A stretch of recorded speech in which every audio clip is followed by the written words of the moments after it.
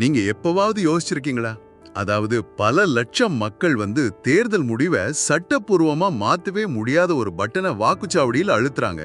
ஆமா, அதுதான் நாம நோட்டா அப்படின்னு சுருக்கமா சொல்றோம். கரெக்ட்.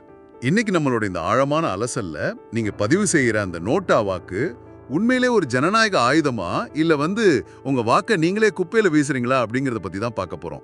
ரொம்ப முக்கியமான ஒரு டாபிக் இது. ஆமா, பலரும் எனக்கு எந்த வேட்பாளரையும் பிடிக்கல அப்படிங்கிற ஒரு கோபத்துல இதை பயன்படுத்துறாங்க இல்லையா? கண்டிப்பா, உண்மையாகவே அப்படிதான் மக்கள் நினைக்கிறாங்க. ஆனா 2013ல உச்சநீதிமன்றம் இவிஎம் இயந்திரங்கள்ல இந்த வசதியை அறிமுகப்படுத்தியதன் நோக்கமே வேற. ஓஹோ, அப்போ அது வெறும் கோபத்தை காட்டுறதுக்காக மட்டும் இல்லையா? இல்ல, அது மட்டும் கிடையாது. எனக்கு என்னவோ இது அந்த பழைய 49O விதியோட ஒரு அப்டேட்டட் வெர்ஷன் மாதிரி தான் படுது. சரியா சொன்னீங்க. ஏன்னா முன்பு எனக்கு யாரையும் பிடிக்கல அப்படின்னு சொல்லணும்னா நேரா வாக்குச்சாவடி அதிகாரி கிட்ட போய் ஒரு தனி பதிவேட்டுல கையெழுத்து போடணும். அதுல எந்த ரகசியமும் இருக்காது. கரெக்ட், ஊருக்கே தெரிஞ்சிடும். அந்த பிரச்சனையை தீர்த்து நம்மளோட வாக்கு ரகசியத்தை காப்பாத்த தான் எந்த நோட்டா வந்துச்சுன்னு நினைக்கிறேன். மிக துல்லியமான புரிதல். அதாவது உங்களோட அதிருப்தியை ரகசியமா பதிவு செய்யறதுக்கான உரிமை தான் இது. ஆனா இதுல தான் ஒரு மிகப்பெரிய முரண்பாடு ஒளிஞ்சிருக்கு. என்ன முரண்பாடு? ஒருவேளை ஒரு தொகுதியில இந்த நோட்டாவுக்கு தான் பெரும்பான்மையான வாக்குகள் கிடைக்குதுன்னு வச்சுப்போம். அதுவே முதலிடத்தை பிடிச்சா என்ன நடக்கும்னு நினைக்கிறீங்க? நியாயமா பார்த்தா மக்கள் யாரையுமே விரும்பல அப்படின்னு சொல்லிட்டு அந்த தேர்தலையே ரத்து செய்யணும். ஆனா அது நடப்பதில்லையே. அதான், ஒரு ஹோட்டலுக்கு போய் மெனுல இருக்கிற எந்த உறவும் நல்லா இல்ல, சமைச்சவரும் சரியில்லை அப்படின்னு புகார் சொல்லிட்டு அதே மோசமான சாப்பாட்டை சாப்பிட்டுட்டு கட்டாயமா முழு பில்லையும் கட்டுற மாதிரி தான் இது இருக்கு. அந்த ஒப்பீடு மிக கச்சிதம். இப்போ எண்களை வச்சு பார்ப்போம்.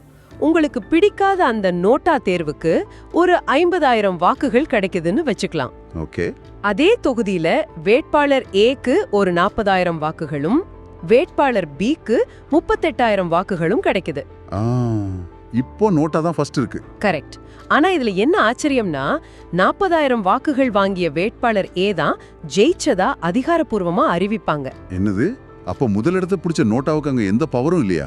இல்ல, அது வெறும் புள்ளி விவர கணக்குக்காக மட்டுமே பயன்படும். வெற்றி பெற்றவரை மாத்திர அதிகாரம் அதுக்கு கிடையாது. ஒரு நிமிஷம், இது ரொம்ப ஏமாற்றமா இருக்கே. வெற்றியாளரை இது மாத்தவே முடியாதுன்னா அப்புறம் ஏன் இவ்வளவு பேர் இதை ஆதரிக்கணும்? அது ஒரு வகையான எதிர்ப்பு தெரிவிக்கும் முறைதான். அதாவது ஒரு அரசியல் கட்சியை பார்த்து நீங்க நிறுத்தி இருக்க வேட்பாளர்கள் ரொம்ப மோசமானவங்க அப்படின்னு முகத்துல அடிச்ச மாதிரி சொல்றது ஒரு லாங் டேர்ம்ல நல்ல அழுத்தத்தை கொடுக்கும் உத்தி தானே? நீங்க சொல்ற மாதிரி அது ஒரு தார்மீக அழுத்தம் தான். ஆனா தேர்தலை ஒரு பெரிய வியூகமா, ஒரு ஸ்ட்ராட்டஜியா பாருங்க. இது ஒரு சதுரங்க ஆட்டம் மாதிரி. ஓகே.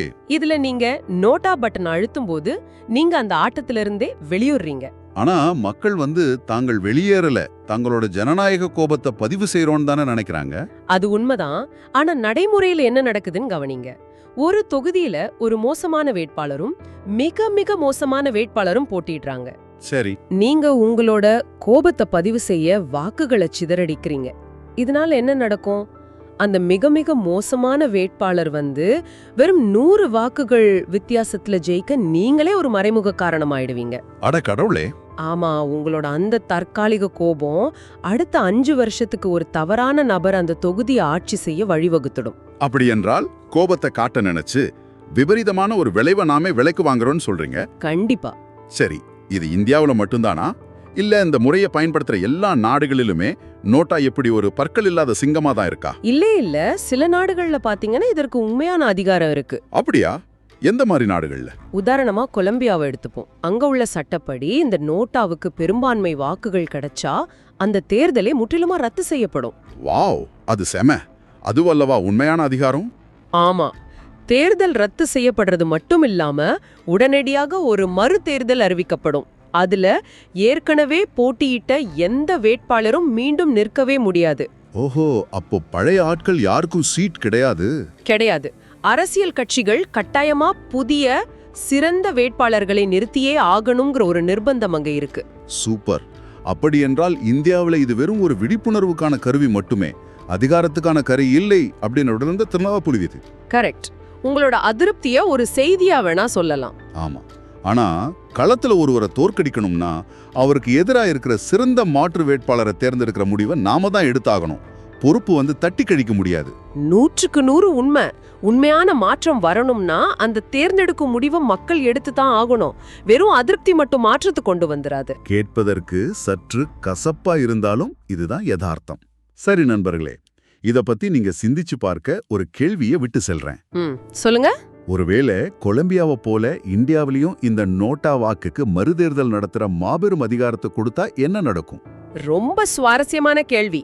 ஆமா, அது அரசியல் கட்சிகளோட வேட்பாளர் தேர்வை முற்றிலுமா நேர்மையா மாத்துமா, இல்ல ஆயிரக்கணக்கான கோடி ரூபாய் செலவுல முடிவில்லாத பல மறுதேர்தல்களுக்கு மட்டுமே வழிவகுத்து நாட்டின் பொருளாதாரத்தை சீரழிக்குமா?